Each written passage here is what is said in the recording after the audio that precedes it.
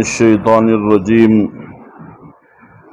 بسم اللہ الرحمن الرحیم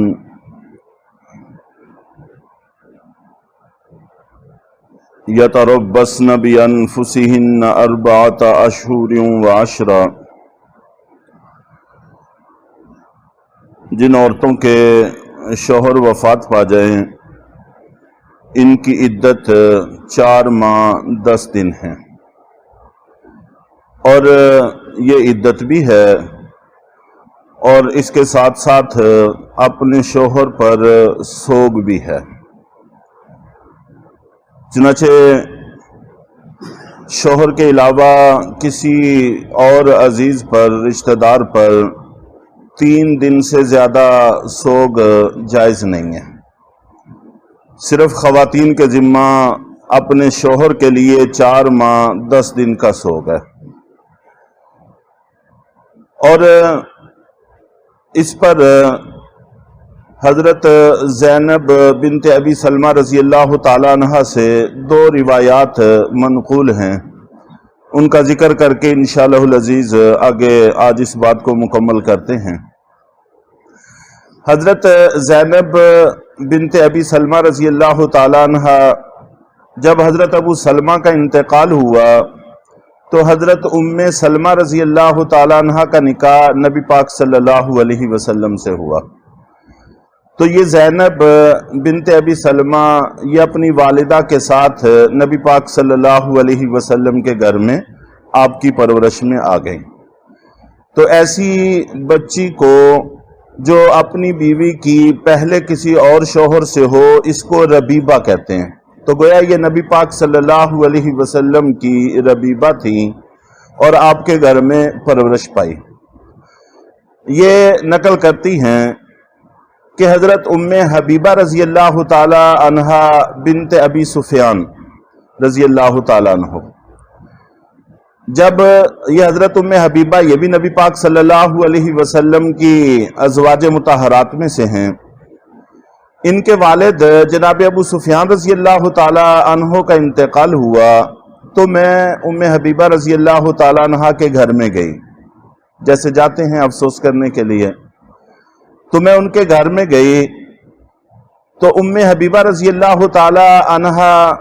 نے خوشبو منگوائی زرد رنگ کی۔ خواتین کی خوشبو رنگ والی ہوتی ہے، جس کی خوشبو دور تک نہ پھیلے لیکن اس کے اندر رنگت ہو، یہ خواتین کے لیے ہوتی ہے، اور مردوں کی خوشبو مہک والی ہوتی ہے، تو اس چیز کا پاس بھی رکھنا چاہیے۔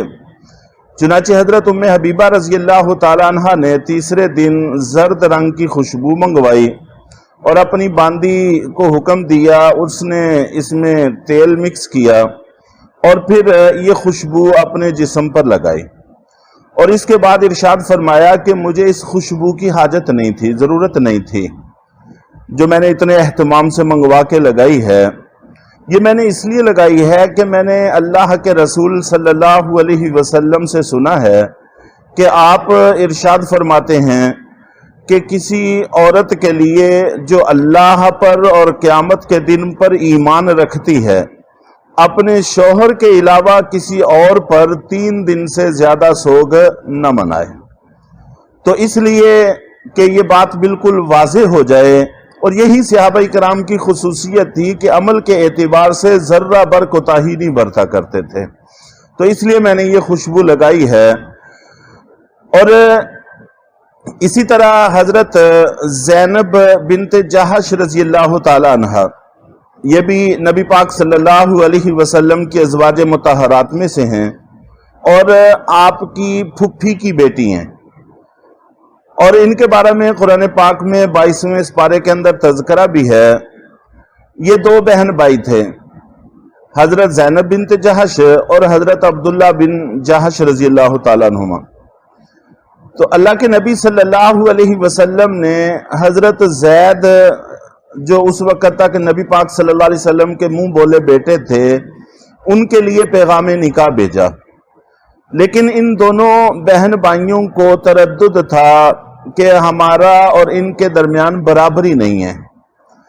تو اس پر اللہ رب العزت نے قرآن پاک کی آیت نازل کی وَمَا كَانَ لِمُؤْمِنٍ وَلَا مُؤْمِنَةٍ إِذَا قَضَى اللَّهُ وَرَسُولُهُ أَمْرًا أَن يَكُونَ لَهُمُ الْخِيَرَةُ کہ کسی ایمان والے مرد اور کسی ایمان والی عورت کے لیے کوئی اختیار باقی نہیں رہتا، اور نہ ہی اختیار کا باقی رہنا ان کے لیے مناسب ہے جب اللہ اور اللہ کے رسول کوئی فیصلہ کر دیں۔ چنانچہ اللہ اور اللہ کے رسول نے یہ فیصلہ کر دیا ہے تو ان کو راضی ہونا چاہیے، تو فوراً یہ راضی ہو گئے، نکاح ہو گیا، بعد میں پھر نبھا نہ ہو سکا تو طلاق ہو کر پھر نبی پاک صلی اللہ علیہ وسلم کا ان سے نکاح ہوا۔ تو جب ان کے بھائی حضرت عبداللہ بن جہش رضی اللہ تعالیٰ عنہ کا انتقال ہوا تو تیسری رات انہوں نے بھی خوشبو منگائی اور اس میں تیل مکس کیا اور اپنے بدن پر لگایا اور فرمایا کہ مجھے اس کی کوئی حاجت نہیں تھی، لیکن میں نے صرف اس وجہ سے کیا ہے کہ میں نے خود اللہ کے رسول صلی اللہ علیہ وسلم کو منبر پر ارشاد فرماتے ہوئے سنا کہ ایسی عورت جو اللہ پر اور آخرت پر یقین رکھتی ہے اس کو یہ زیب نہیں دیتا، یہ جائز نہیں ہے اس کے لیے کہ وہ شوہر کے علاوہ کسی اور پر 3 دن سے زائد سوگ کرے۔ ہاں البتہ شوہر کے لیے 4 ماہ 10 دن کا سوگ ہوتا ہے، تو یہ عدت بھی ہے اور اس کے ساتھ ساتھ یہ سوگ بھی ہے۔ اور جس وقت عدت گزر جائے تو پھر اس عورت کو چاہیے کہ مناسب طریقے سے کسی اور جگہ نکاح کر لے، اور دونوں خاندانوں میں سے سسرالی خاندان اور آبائی خاندان، ان دونوں خاندانوں میں سے کسی کے لیے بھی درست نہیں ہے کہ وہ اس کو آگے نکاح کرنے سے روکیں، جبکہ دونوں طرف سے دباؤ ہوتا ہے، شریعت اس کی اجازت نہیں دیتی۔ اور جس عزت کی خاطر ہم رکاوٹ بنتے ہیں، بسا اوقات خدا نہ خواستہ غلطی ہو جائے تو وہ ساری عزت خاک میں مل جاتی ہے۔ اس لیے جو اللہ جانتے ہیں وہ ہم نہیں جانتے، چنانچہ رکاوٹ نہیں ڈالنی چاہیے اور ان کا آگے نکاح ہونے دینا چاہیے۔ وَلَا جُنَاحَ عَلَيْكُمْ فِي مَا عَرَّضْتُمْ بِهِ مِنْ خِطْبَةِ النِّسَاءِ، اور اس معاملے میں بھی تم پر کوئی گناہ نہیں ہے کہ تم ان عورتوں کو اشارے کنائے سے پیغام نکاح دو یا ان کے ساتھ نکاح کے معاملے کو اپنے دل میں چھپا لو۔ جب وہ عدت گزار رہی ہوں اس وقت ان کو پیغام نکاح نہیں دینا چاہیے، ان کو یہ نہیں کہنا چاہیے کہ عدت گزار کے پھر میں تمہارے ساتھ نکاح کر لوں گا یا تم میرے ساتھ نکاح کر لینا، یہ ٹھیک ہے نہیں ہے۔ ہاں البتہ اشارہ کنایا اس میں کوئی حرج کی بات نہیں ہے۔ مثال کے طور پر آدمی کہہ دے کہ مجھے بھی کسی نیک عورت کی تلاش ہے، باقی جو اللہ بہتر کرے انشاءاللہ وہ ہو جائے گا، یا یہ کہہ دے کہ آپ فکر مند نہ ہونا، انشاءاللہ اللہ تعالیٰ کوئی بہتر سبب لگا دیں گے، یا یہ کہہ دے کہ میرے بچے ہیں اور مجھے ان کی تربیت کے لیے کسی اچھی خاتون کی ضرورت ہے۔ اس طرح کا اشارہ کنایا جس سے دوسرے فریق کو یہ اندازہ ہو جائے کہ یہ مجھ سے نکاح کرنا چاہتے ہیں، اتنی سی بات ذہن میں ڈال دینے میں کوئی حرج نہیں ہے۔ یا تمہارے جی میں ہے کہ میں ان سے نکاح کر لوں گا لیکن تم اس کا اظہار نہیں کرتے، اس میں بھی کوئی حرج کی بات نہیں ہے، دل کے اندر خیال آ جائے تو کوئی حرج کی بات نہیں ہے۔ عالم اللہ انکم ستذکرونہن، اللہ جانتے ہیں کہ تم ان کے ساتھ نکاح کے معاملے کو اپنے دل میں لاؤ گے۔ وَلَكِنْ لَا تُوَاعِدُوهُنَّ سِرًّا إِلَّا أَن تَقُولُوا قَوْلًا مَّعْرُوفًا،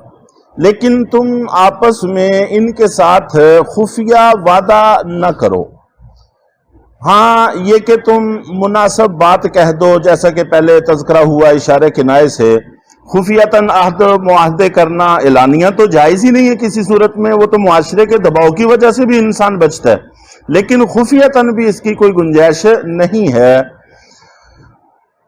وَلَا تَعْزِمُوا عُقْدَةَ النِّكَاحِ حَتَّى يَبْلُغَ الْكِتَابُ أَجَلَهُ، اور تم ان کے ساتھ عقد نکاح